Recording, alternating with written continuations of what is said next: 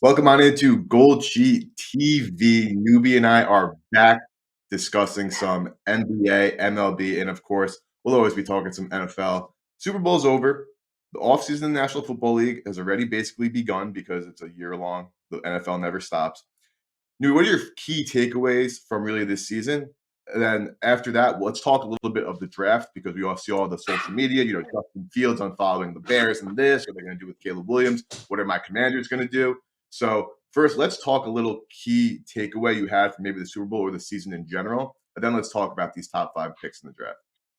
Man, I'll tell you what, for all the talk of the offensive woes for the Chiefs and, oh, look at how they're not your grandfather's Chiefs, and us cashing tickets against them at points throughout the season.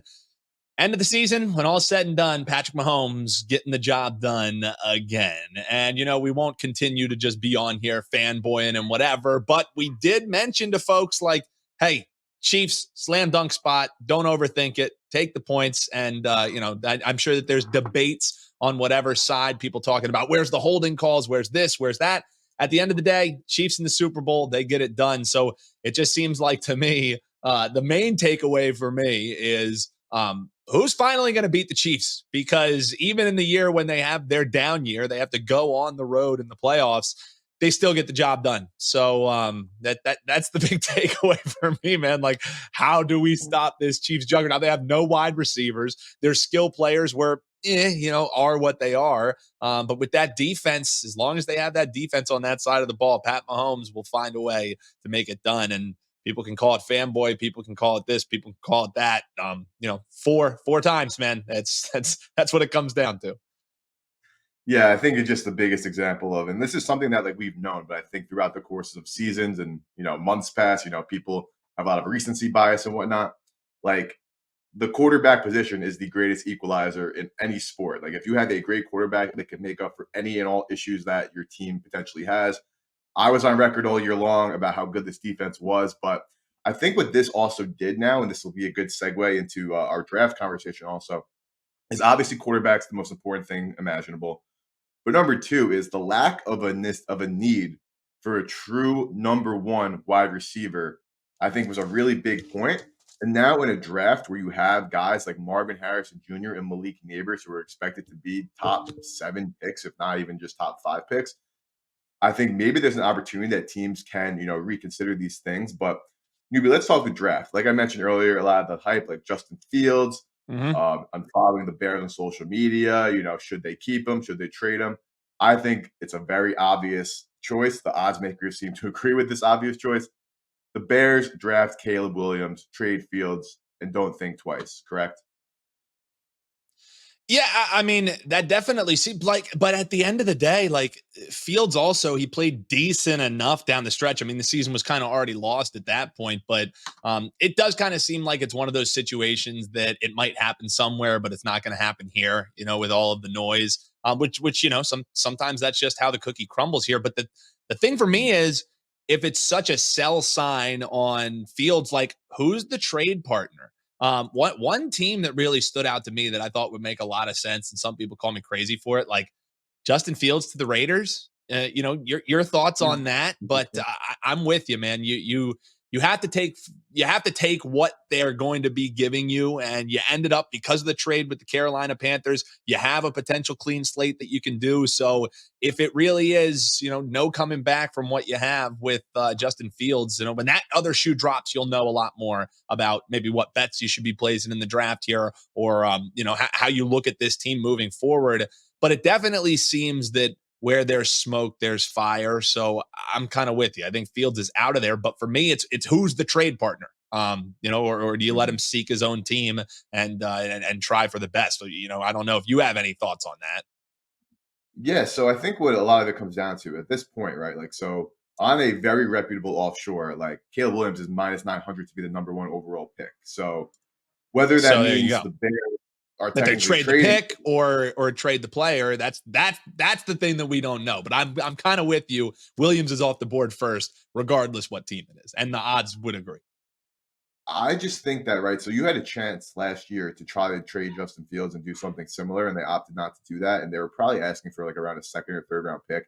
And yes, Fields showed some great progression throughout the season, but he's just a guy, like, this is a way to put it. Like, there are some quarterbacks who are quick footed, some are quick minded. Ideally, you have one that's both. Justin Fields is clearly a quick footed quarterback. He makes amazing plays with the football in his hands. He can evade sacks and he can make some throws. But is he a quick minded, read the defense, make a great throw type of Hmm. quarterback? No. Is he somebody I think he's impossible to win football games with? Like, clearly not. The Bears last year, they made like a very impressive turnaround, and there were times where he played really well. But with that being said, I don't think you're netting higher than, a third or fourth round pick for Fields. And the other key Exactly. factor to this situation, though, is the team that trades for him is going to have to pay him money.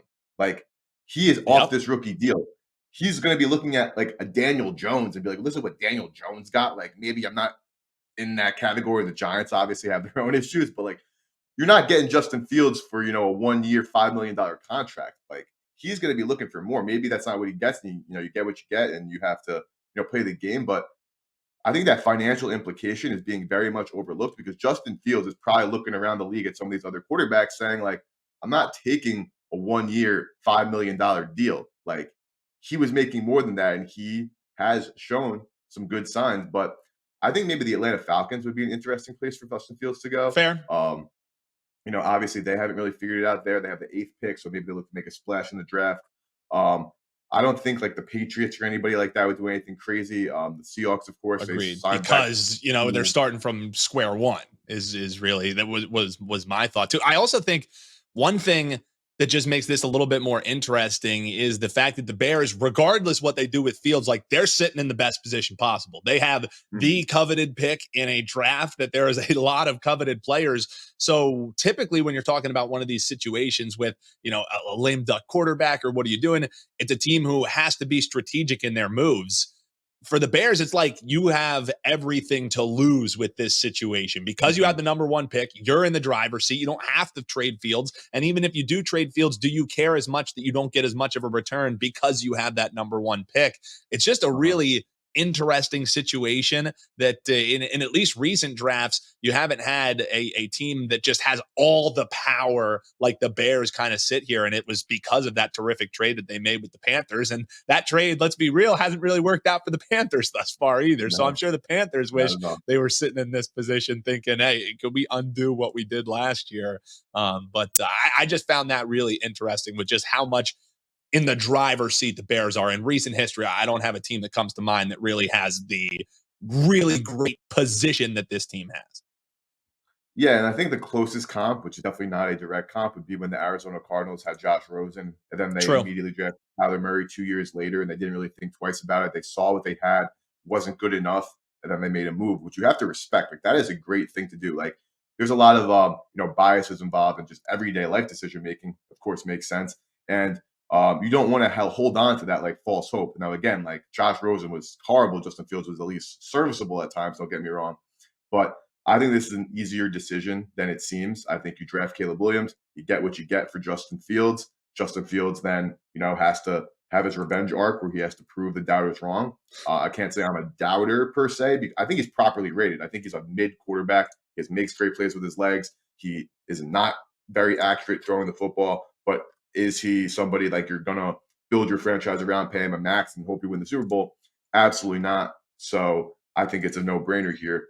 But newbie, let's talk a little bit 2, 3, 4, 5 in the draft. Going down in that order, I have my Washington Commanders, New England Patriots, Arizona Cardinals, Los Angeles Chargers. Newbie, do you have an opinion on the Drake May Jaden Daniels debate? Because I personally am not fully there yet, but if you have an opinion, I'd love to hear who you prefer No, over those two I'm guys. kind of with you. I think, now that we finally turned the page, I'm going to start diving in a little bit more to the draft board. And honestly, as far as college football goes, I'm the kind of guy who I'll find people who I trust in college football and I ride with them. I'll watch the games, but as far Mhm. as a true evaluator, I know that that's not my strong suit. However, I do, I do. In some of those games when you were watching Jaden Daniels, man, the dude can absolutely ball. I don't know if I would expend a lot of draft capital in getting a guy who just seems a lot really raw would be the way that I would look at that. But as far as after the number one pick, you look at a Washington Commanders, you look at a New England Patriots. Those two teams you ask what are their needs, and the answer is yes. I mean, you could go anywhere on the draft board with those two teams. I think it's a little bit more defined for once you start getting towards the Cardinals, the Chargers, the Giants. But I also think that this year more than ever, I know everybody always going into the draft, there's, oh, is there going to be draft night drama? I think there's going to be a lot of wheeling and dealing in draft night because of how many highly coveted players there are and how many teams have just needs out the wazoo. You look at Washington Commanders, edge rushers and up front became a huge need for them. While it wasn't going into the season, they were all sell, sell, sell. And what do they have at the quarterback position? Would they go 1, 2, 3, and 3 quarterbacks come off of the boards here at 1, 2, and 3? Now that we can finally put everything else in the rear view and we're not capping props and everything like that outside of these other sports that we're doing, baseball for you being one of your best, NBA, and for me, believe it or not, lacrosse. That's right. That's what I'll be capping throughout these next couple months. Now I can finally put a huge portion into looking in the avenues that I trust, starting to evaluate some players, because come draft night, I probably will have a decent portfolio of plays. But as it stands right now, it's just pure conjecture for me. Yeah, and I'm in a similar boat too. So I do my due diligence for college. I'm a big Senior Bowl guy. So if there's people going to the Senior Bowl, I always read Yeah. up on them because there's a good correlation with that. A lot of great media outlets, like you said, where you can only allocate your time so many places. Like you have to have people that you trust, where you can read their information and think you're consuming what you need to consume, and that makes a lot of sense. The two main things that I would say, just for football in general, right? Like I think a lot of people, and especially in like even a Justin Fields case now, in like a Jaden Daniels case, is people mistake being able to be athletic and escape the pocket with being able to make plays out of structure. Like those two things are not the same thing. Like just Yep. because you're an athlete and can get out of structure doesn't Agreed. mean that you're great at extending those plays. Like Jaden Daniels, for example, because of his legs, he was great at extending plays, but Drake May actually showed me more out of structure and his ability to Mm-hmm. make tighter throws and better plays out of structure than Daniels did, even though Daniels is this, elite athlete. But my one stat that, like, again, I don't know how it will translate, and I'm not banging any tables or anything, is Jaden Daniels averaged over 10 yards per play every time he touched the football. And I think that is just so freaking absurd. Like the man got the snap, first down was the average play. Like that is just something that I feel like is absolutely absurd. So I figured that's a stat worth mentioning. How will that translate against, NFL talent? Obviously TBD, but I think that that's something to keep in mind. But then going back to just the final of the draft, I think it's pretty obvious that at 5, the Chargers pick whichever their O linemen of choice are. There's some great O linemen in this class. I think they knew, Harbaugh in, Herbert in. They have already Rashawn Slater. I think they do whatever they can, some Mm-hmm. other young pieces, to solidify that O line. And I think you can basically put in pencil, not in pencil, in Sharpie, Marvin Harrison Jr. to the Arizona Cardinals. I think that you could pencil that in.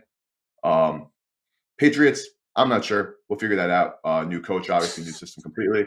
But I think Yeah. that the 3 guarantees are Caleb Williams to the Bears, O lineman, whichever their choice of is, to the Chargers, and Marvin Harrison Jr. to the Cardinals. Yeah, and I think again, when you start looking at draft boards and you start looking as well at draft props, if you're a person that does like betting on draft night, and let's be real, if you're watching the show, you probably are. If you want to, you can do those lay huge prices to get, a little bit of a return because, there's still value on them if you want to do that. But I think a good way is, listen to your avenues, find what your draft board is going to be. And I think it's more advantageous to look at different schools. You're going to get a better price on, Alabama players drafted or LSU players drafted or SEC players drafted and over under numbers. Find what your board is and try and bet it that way. If you want to lay the 9-to-1s that you can for the things that are more of these sure things, do it. But on draft night, nothing's really a sure thing. Like especially because, the wheeling and dealing that I think I would rather have band props and over under props more so than, oh, I'm going to lay the sure thing. This is how I'm going to get it. I'm going to parlay it with a couple of different things. So that would just be my suggestion. And that's the way that I personally am going to be looking to bet the draft. I'm going to look at what my board looks like after going through the avenues of different folks who I trust and believe in, and then try and find some different plays that, of course, will be giving you here. And you can find analysis always at goldsheet.com too.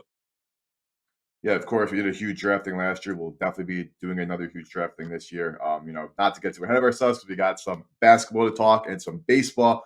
But as we know, again, the Mm, NFL is might as well be 24/7, 365 as well, because true. it is the everything. But next week, talking some more baseball previews and futures that's coming out soon. Expect on goldsheet.com and as well wagertalk.com for preseason baseball action to start coming out. We're talking awards markets, win totals, make the playoff markets, so on and so forth. I already I placed a couple of those bets myself, so you'll be seeing them up on the site soon with written analysis as well as some free articles. You can find Newbie and myself on Twitter, Newbie at Newbie Talks, and myself at Slime Action. And on behalf of the Gold Sheet team, we thank you guys, and we'll see you guys next week.